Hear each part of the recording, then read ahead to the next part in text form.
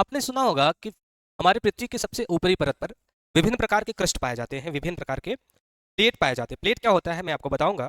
Plate से बहुत सारी चीजें आपकी क्लियर हो जाएंगी। What is actual plate? Himalaya की उत्पत्ति में प्लेटों की बड़ी व्याख्या है। ठीक है।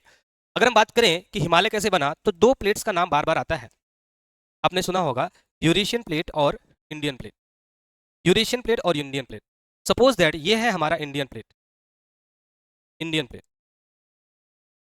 और ये है यूरेशियन प्लेट।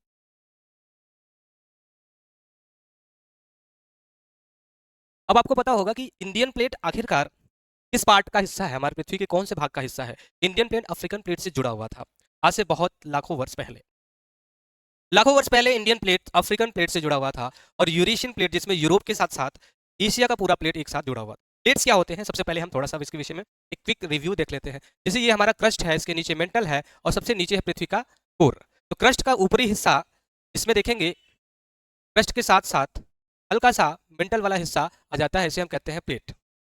और प्लेट बेसिकली 5 किमी से लेकर 200 किलोमीटर की मोटाई के हो सकते हैं हमारे अर्थ के सरफेस से। ठीक है। तो ये प्लेट्स होते हैं, ये दो प्रकार के होते हैं। ओशनिक प्लेट भी होते हैं और कॉन्टिनेंटल प्लेट।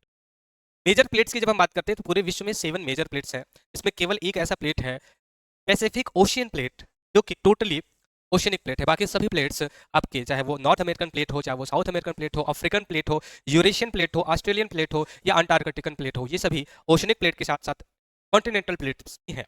तो इनमें प्लेट्स की भूमिका कैसे रही? मैंने कहा कि इंडियन प्लेट्स शुरुआत में किससे जुड़ा हुआ था। सपोज दैट ये आपका अफ्रीका है। अफ्रीका में से भारतीय जो कॉन्टिनेंट था वो इस तरीके से जुड़ा हुआ था।